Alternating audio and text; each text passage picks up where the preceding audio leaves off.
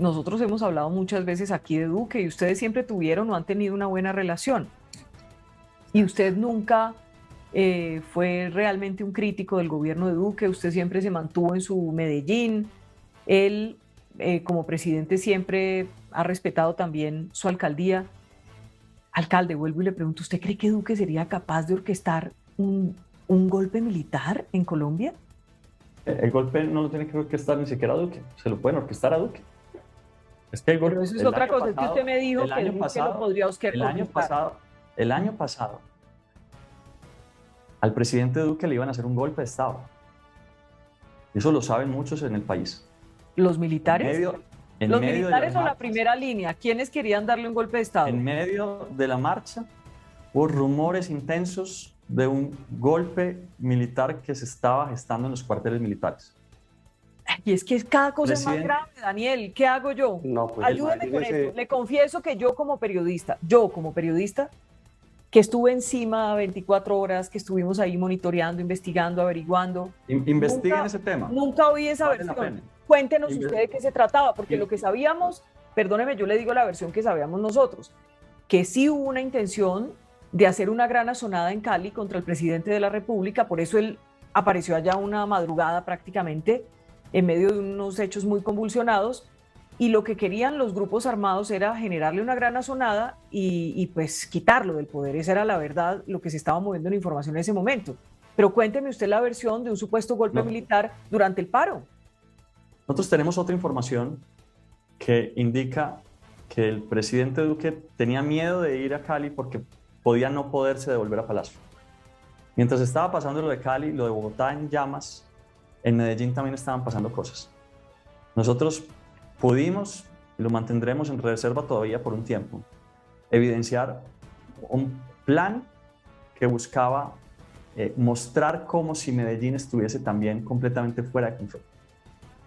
Eso llevó a decisiones del mismo presidente Duque. Las decisiones fueron tomadas en Medellín. Y eso fue uno de los puntos como antecedentes que le presenté a la Comisión Interamericana de Derechos Humanos en mi viaje en febrero. Lo que había pasado el año pasado y lo que había pasado en Medellín. Yo he sido discreto y cuidadoso para mantener la institucionalidad y el trabajo coordinado entre la alcaldía y la presidencia. Pero también tengo que decir que en eso que estoy diciendo vale la pena una investigación más profunda, porque tenemos serios indicios de que así fue. Ahora, en relación al Sí, presidente... pero lo denunció, es que estamos hablando del primer mandatario, del presidente, y usted es un alcalde, y ante esa información tan grave, uno creería, por ejemplo, usted se la dijo al presidente, Sí, se la señor. dijo. ¿Qué le Sí, dijo señor. usted al presidente? El presidente sabe qué le dije. El presidente sabe lo que le dije y eso, creo yo, le sirvió. Pero investiguen ustedes. Segundo punto, Bueno, yo le porque cuento, pues, venga. bueno, hágale. Sí, por Y favor. luego yo le pregunto, hágale. Era el momento más convulsionado de las marchas. Yo había dado unas instrucciones de cómo cuidar el comando de la policía porque tenía información de que infiltrados en las marchas iban a prender el comando. Yo dije, vamos a hacer un cierre una cuadra antes del comando, una cuadra después del comando y vamos a poner una tanqueta de agua en la mitad para evitar que si esa información es cierta, pues no nos vayan a quemar el comando. Fui al PMU y me encontré que en las cámaras no se veían los cierres que había ordenado y luego entonces empezó la marcha a moverse, efectivamente se movieron por el frente del comando, efectivamente lanzaron bombas Molotov, esas imágenes están disponibles y esas ventanas que se pudieron haber apagado en un minuto ardían y ardían y ardían. Llevamos 5 minutos, 10 minutos, 15 minutos y nada que las apagaban. Yo llamaba, daba instrucciones hasta que me di cuenta que el PMU no estaba funcionando desde el PMU, sino que estaba funcionando desde el comando, había otro PMU. Salí yo al comando, que estaba todavía en llamas, llego y el comando todavía está en llamas y me encuentro que habían unos colchones en las ventanas. Yo hago un video de eso. Yo subo a la dirección del comando y me encuentro no el comandante de la policía, sino el comandante de la policía del ejército. Estaban ahí. Les digo, comandantes, ¿cómo es posible que esto lleve ardiendo tanto tiempo y haya acá 2 generales de la República y no se hayan apagado. Eso llevó a una discusión en la que uno de esos generales me dijo que yo no le recibía, que él no recibía órdenes mías, y esa información se la di yo al presidente de la República. Esa información llevó finalmente, en definitiva, a la salida de ese general. Y creo que le ayudó al presidente de alguna manera. Luego eso se suma a la información que luego se recibe por todo lado, en el hecho de que había un plan, se estaba buscando una excusa para mostrar como que el país estaba fuera de control y entonces se pudiera hacer una toma militar.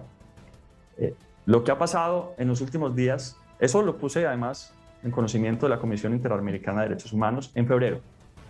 Eso ocurrió el año pasado, lo puse también en conocimiento de ellos. Luego, por eso mi reacción fue tan airada y tan dura cuando el general Zapatero salió a atacar a uno de los candidatos presidenciales. Porque yo de verdad creo que hay una amenaza a la institucionalidad, a la democracia colombiana. Y por eso lo que está ocurriendo hoy con nuestro cargo es tan grave.